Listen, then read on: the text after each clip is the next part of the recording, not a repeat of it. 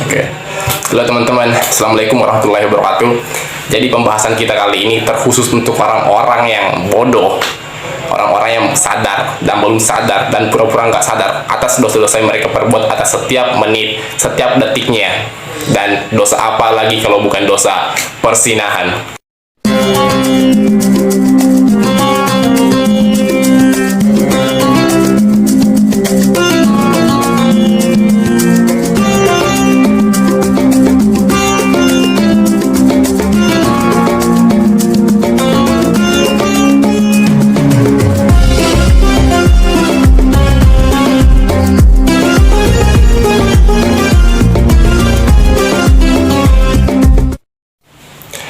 Oke teman-teman, jadi nama saya Abang Ansari dari kelas Hukum Ekonomi Syariah kelas A. Jadi sebelum saya memulai, saya akan mengucapkan puji syukur atas kehadirat Allah Subhanahu wa taala karena telah memberi kita segala nikmatnya atas hari ini, setiap menitnya, setiap detiknya. Dan tak lupa pula kita kirimkan salam salawat kepada baginda Rasulullah SAW, sang revolusioner sejati, manusia pertama yang mampu mengkonsep berbagai macam disiplin keilmuan dan mampu menciptakan peradaban baru yang bersih dan sistematis dalam waktu yang relatif singkat. Jadi yang akan kita bahas kali ini tuh tentang hukum persinahan, atau lebih tepatnya hukum pacaran.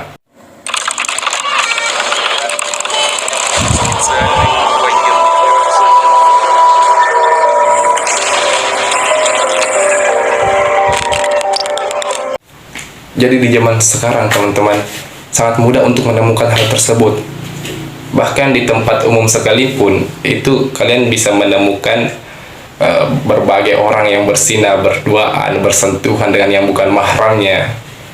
Mereka menganggap sepele hal tersebut dan mencoba untuk menormalisasikan hal yang sejatinya bukan hal yang normal. Jadi ada yang mengatakan bahwa pacaran baik untuk membangun fondasi, untuk membangun sebuah keluarga. Jadi begini teman-teman, ukuran baik dan buruk dalam syariat agama itu bukan maunya kita, tapi maunya Allah. Jadi Rasulullah pernah bersabda, ditusuknya kepala seseorang dengan besi sungguh lebih baik daripada menyentuh wanita yang bukan mahramnya. Teman-teman, sebegitu mengerikannya orang yang berbuat zina. Udah muntah, malu, meregang nyawa, tak punya kehormatan, tak punya harga diri, mau juga dibonceng laki-laki. Goblok. Jadi begini teman-teman, selagi sempat atau selagi masih ada waktu untuk hidup, Anda bisa bertobat sekarang dan jangan ditunda-tunda teman-teman. Jadi ada cerita yang menarik, ada kisah yang menarik pada saat di zaman Rasulullah, di mana kisah itu adalah kisah seorang pesina yang masuk dalam surga. Jadi ada dua kisah ya kan. Yang pertama, wanita yang masuk surga karena memberi seekor anjing air, dan ini adalah laki-laki. Jadi ceritanya itu ada seorang pria bernama Ma'is bin Malik. Saat dewasa ia menikah, namun saat suatu hari dia sangat bernafsu dengan suatu budak. Dia melakukan zina dengan budak itu, dan setelah itu dia menyesali perbuatannya. Dia sangat menyesal, menangis, dan sampai-sampai dia pergi menghadap ke Rasulullah. Apa yang dikatakan saat sampai di Rasulullah? Ma'is mengatakan bahwa, ya Rasulullah, bersihkanlah aku. Rasulullah mengatakan, jangan ke saya, tapi bertobatlah kepada Allah Subhanahu wa taala. Dan Ma'is mengatakan lagi, ya Rasulullah, bersihkanlah aku. Dengan jawaban yang sama Rasulullah menjawab, dan berkali-kali Ma'is mengatakan hal itu, dan akhirnya Rasulullah menjawab dengan begini, apa yang kau lakukan Ma'is? Zina apa yang kau lakukan sampai-sampai engkau memohon dan menangis di depanku?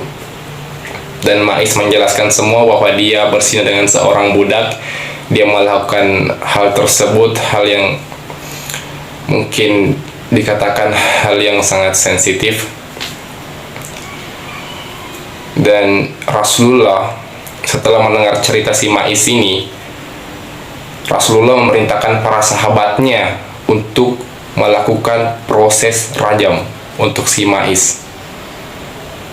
Dan begitulah proses rajam dilakukan oleh sahabat Rasulullah. Mais dirajam sampai meninggal, dilempari batu dan dikubur setengah badannya. Nah, sampai di situ Mais meninggal dan muncullah beberapa perdebatan dari sahabat Rasulullah. Ada yang mengatakan bahwa Mais masuk neraka karena Mais belum melakukan perbuatan baik di dunia, dan ada yang mengatakan Mais masuk surga karena sudah menebus kesalahannya, menebus dosanya. Dan beberapa saat kemudian Rasulullah datang dan menyampaikan bahwa Mais bin Malik ini masuk ke dalam surga karena sudah menyelesaikan hukumannya selama di dunia. Nah, inti dari cerita tersebut adalah kalian bisa bertobat kapanpun dan Allah akan menerima tobatmu asalkan engkau berjanji bahwa engkau tidak akan melakukan hal tersebut lagi.